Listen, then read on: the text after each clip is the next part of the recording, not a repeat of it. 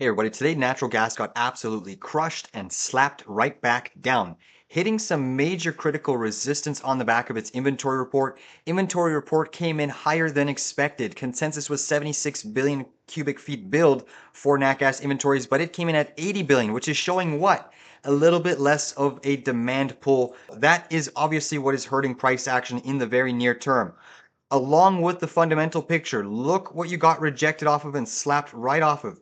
So if you flip to the weekly chart, you're going to see that weekly 200 moving average absolutely acted as a clean resistance point for natural gas. That being said, the daily chart, you are coming right back into that daily 200 moving average. I am looking for a potential day trading opportunity tomorrow. I would love to see another hard candle down in natural gas because that could set up a 1, 2, 3 bar surge, knifing that 200 moving average daily liquidity, and you could backtest that bigger breakout trend line.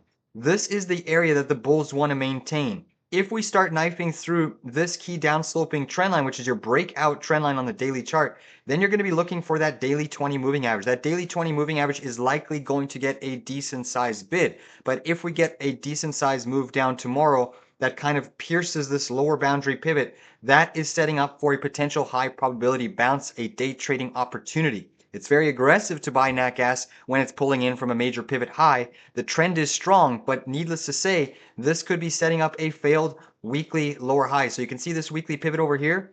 Nat gas made a spike higher, but we failed to close higher than this previous week. So the bulls want to try to close the week above this previous high pivot weekly candle. But if they fail to do that, we could be heading quite a bit lower in nat gas. So we need a little bit of data for a swing trading opportunity. But if we get that move down tomorrow, that is setting up for, in my opinion, a potentially a sublime trading opportunity, a scalping opportunity.